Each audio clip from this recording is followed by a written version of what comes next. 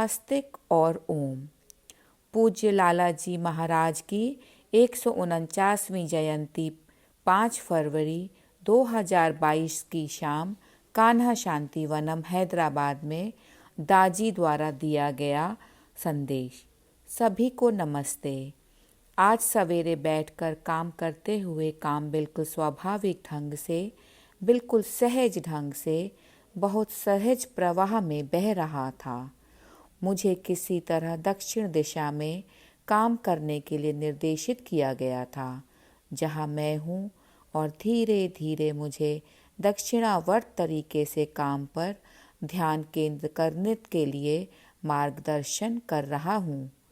और जब आप दक्षिणावर्त अपना ध्यान दक्षिणवर्त घुमाते हैं तो वह स्वतः ही पश्चिम की ओर हो जाता है और फिर उत्तर की ओर बढ़ते हुए फिर इस पूर्व की ओर और वापस दक्षिण की ओर।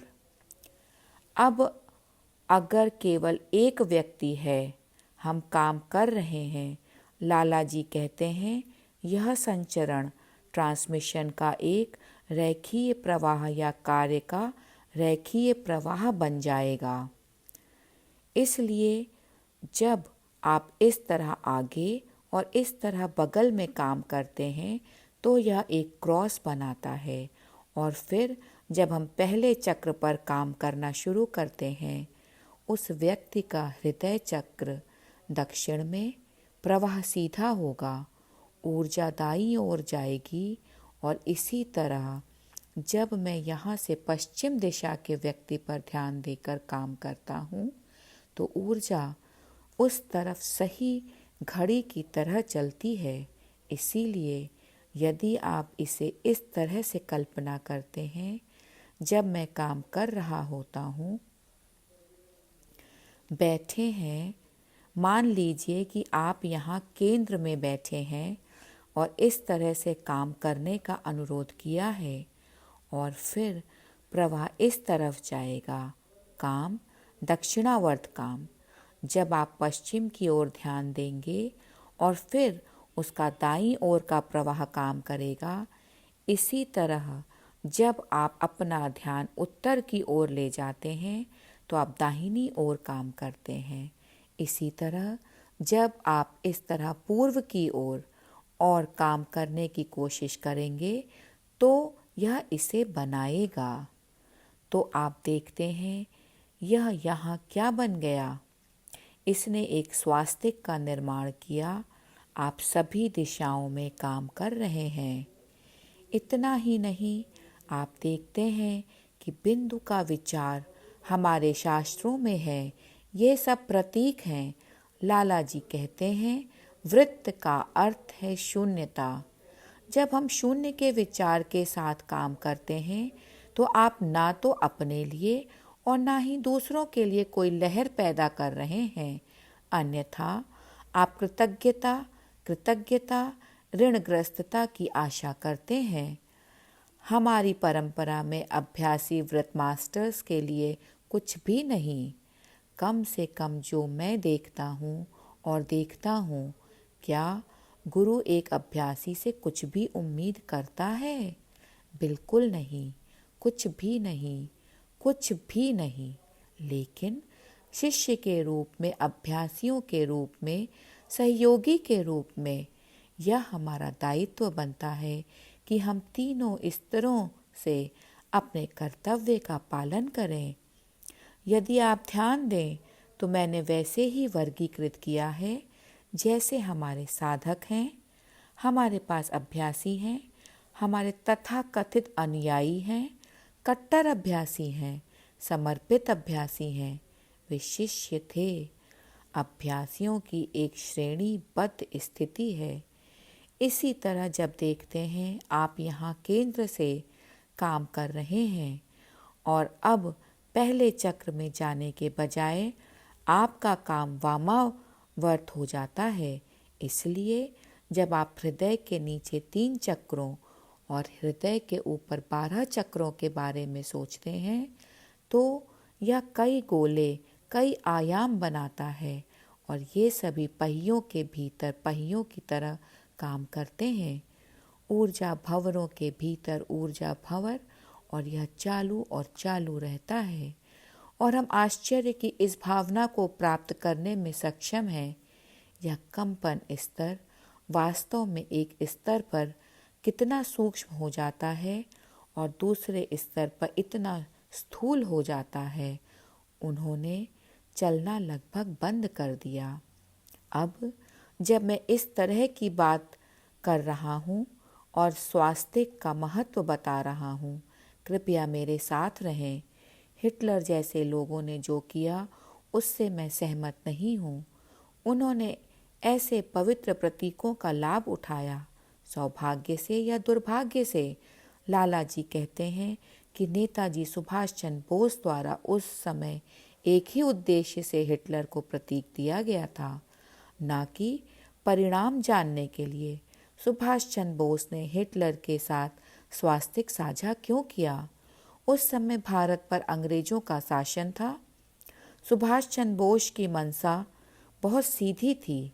भारत को किसी भी कीमत पर आज़ादी दिलाना था। इसलिए वह अपने समूहों, अपने सैनिकों, अपने वफादारों में शामिल हो गया।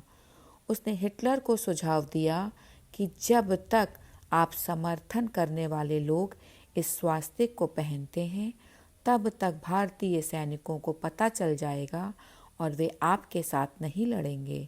तो यह इसका वास्तविक महत्व है। दुर्भाग्य से स्वास्तिक को खराब माना जाता है और मैं सहमत हूँ। इसका उपयोग काफ़ी अपमानजनक रहा है, कम से कम अपमानजनक है।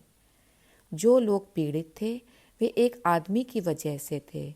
इसका स्वास्तिक से कोई लेना देना नहीं था। यह एक कारण के लिए अपनाया गया एक ड्रेस कोड था।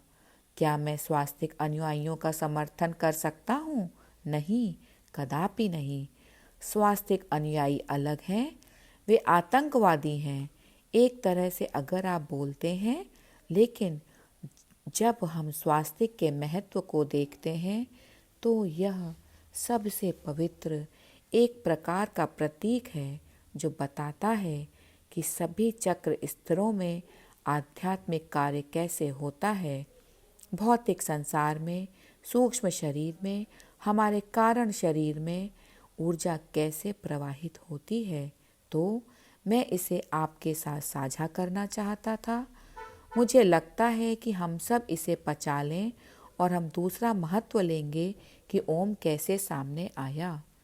मुझे लगता है कि इस बारे में बात करने के लिए बहुत कुछ नहीं है जिसे मैं आज ही पूरा कर सकूं। यह हमारे द्वारा निर्मित ऊर्जा मंडलियों का एक प्रकार का विस्तार भी है। यह ओम जो लिखा है हम सभी बचपन से ही परिचित हैं।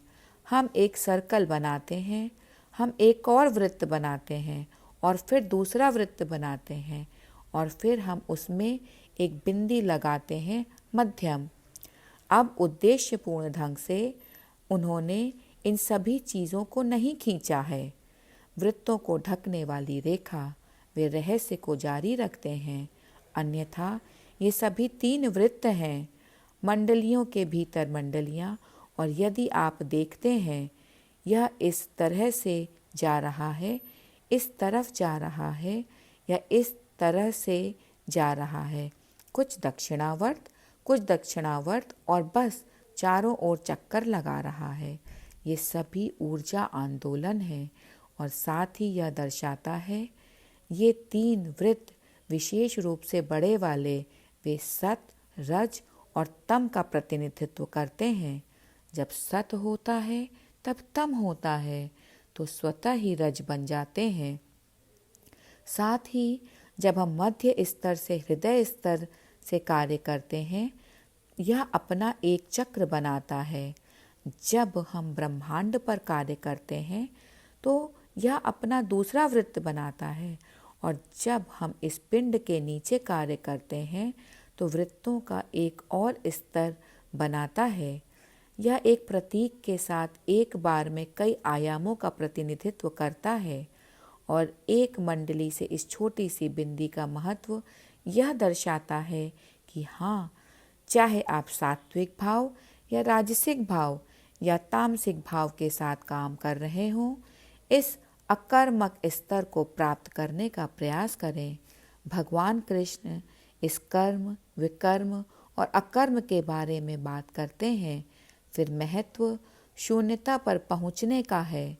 चाहे आप किसी खेत में काम कर रहे हों या आप भगवान को कुछ प्रसाद चढ़ा रहे हों या योगी के रूप में पूजा कर रहे हों, यह स्वयं का अर्पण है और कुछ नहीं करेगा। इस शून्य चक्र के पीछे सर्वनाश का विचार छिपा है।